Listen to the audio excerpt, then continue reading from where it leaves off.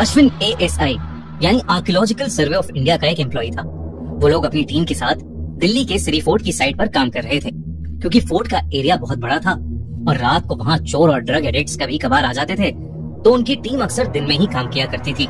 लेकिन आज का दिन अवनीश के लिए कुछ अलग था, क्योंकि वो वहाँ एक पूरी रात अकेले बिताने वाला था।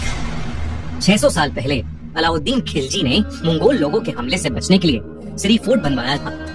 माना जाता है कि खूंखार मुगलों के अटैक्स का जवाब देने के लिए खिलजी ने गुस्से में आकर 8000 मंगोल सिपाहियों के गले काट दिए और उन सभी सिपाहियों के सर काटकर सिरी फोर्ट की दीवारों में चुनवा दिए थे। जिसके बाद उन दीवारों के अंदर एक पूरा शहर बसाया गया, जिसका नाम भी उन दीवारों में दफन सिरों की वजह से सिरी रखा गया। लोगों का मानना है कि आज भी वहाँ उन सभी सरकटे सिपाहियों की आत्मा भटकती है।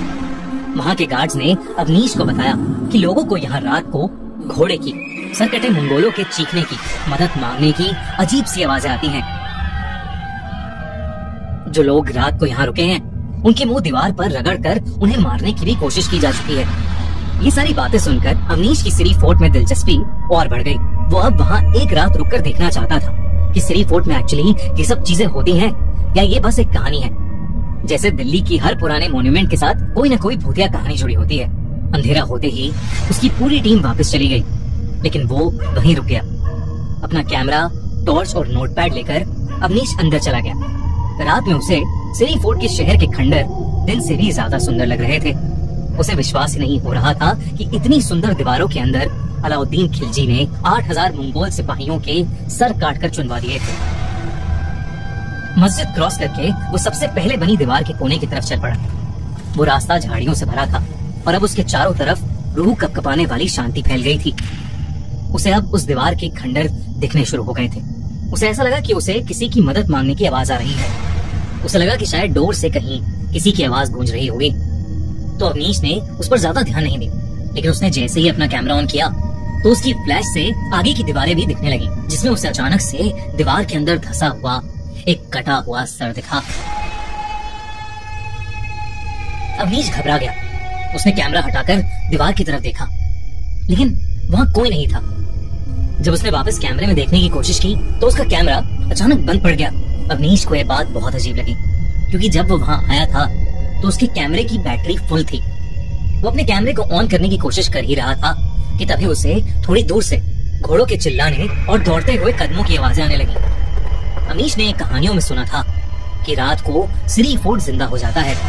वहाँ की दीवारें उस जमाने का एक भ्रम बनाने लगती हैं और वो मरे हुए मंगोल अपने ही तरह लोगों को सिरी फोर्ट की खंडर हुई दीवारों में कैद कर लेते हैं। इसलिए जब उसने वो आवाज सुनी तो अवनीश ने सोचा कि सिरी फोर्ट से निकलना ही बेटर होगा।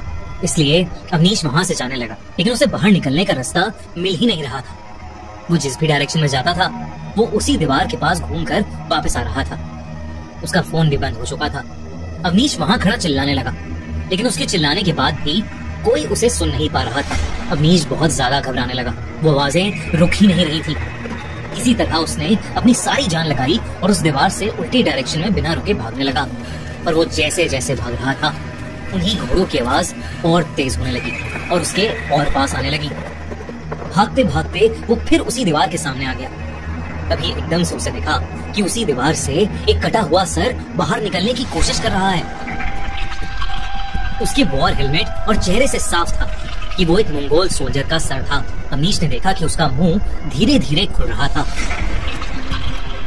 जैसे वो कटा हुआ सर कुछ बोलने की कोशिश कर रहा हो। अवनीश ने डर के मारे अपनी आंखें बंद कर ली। अपने आप को समझाया कि ये सब उसकी इमेजिनेशन का एक हिस्सा है। लेकिन जब उसने आंखें खोली तो उसका खून सूख गया, क्योंकि अब उसके सामने एक नहीं बल्कि कई कटे हुए सर दीवारों से निकलकर उसको घूर रहे थे और दर्द से चिल्ला रहे थे। अवनीश का दिल अब तेजी से धड़क रहा था। वो पागलों की तरह चिल्लाने की कोशिश कर रहा था, लेकिन उसकी आवाज भी निकलना बंद हो गई थी। अवनीश को ऐसा लग रहा था कि वो सारे सर रोते हुए, दर्द में चिल्लाते हुए उसको अपनी तरफ खींचने लगे। अवनीश खुद को संभाल नहीं पा रहा था। उसके हाथ कांपने लगे थे और वो एकदम से उस दीवार की तरफ खिंचता चला गया। उसे ऐसा लग रहा था कि जैसे उन दीवारों में से कई हाथ निकलकर उसको जकड़ रहे हैं और दीवार की ओर खींच रहे हैं। उसने अपना सर दीवारों पर रगड़ना शुरू कर दिया, जैसे वो खुद को उन्हीं दफनाए हुए सरों का हिस्सा बना रहा हो। उसे बहुत ज्यादा दर्द हो रहा था, लेकिन वो खुद को रोक ही नहीं पा रहा था। अचानक से उसे अपनी गर्दन पर बहुत तेज दर्द महसूस हुआ। उसे ऐसा फील हो रहा था कि जैसे कोई उसका सर उसकी बॉडी से अलग कर रहा है। उसके चारों तरफ वो कटे हुए सर उसे ही घूरते हुए और तेज चिल्लाने लगे। अवनीश भी दर्द में चीखता रहा, लेकिन उसकी आवाज सुनने वाला वहां कोई नहीं था। अगली सुबह जब सिरी फोर्ट का एक गार्ड वहां राउंड ले रहा था, तो उसे अवनीश उसी दीवार से अपना सर रगड़ता हुआ मिला। उस गार्ड ने अवनीश को रोका, लेकिन वो पागलों की तरह बस खुद को उस दीवार के अंदर दफन करना चाहता था। जैसे तैसे उस गार्ड ने अवनीश को उस दीवार से दूर खींचा। अवनीश उस दीवार से दूर जाते ही नीचे गिर गया और एकदम से बेहोश हो गया। कुछ देर बाद अवनीश की आंखें हॉस्पिटल में खुली। उसने सबको अपने साथ हुई घटना के बारे में बताया। सब लोग अवनीश का एक्सपीरियंस सुनकर शॉक थे। उस दिन के बाद से अवनीश ने कभी वापस मुड़कर सिरी फोर्ट को नहीं देखा। सिरी फोर्ट के वो खंडर अभी भी वही है। आसपास के इलाकों में जिंदगी दिन रात चलती रहती है, लेकिन सिरी फोर्ट की दीवारों में वो मंगोल सिपाही आज भी वहाँ आपको अपने ही जैसे उन दीवारों में दफनाने का इंतजार कर रहे हैं।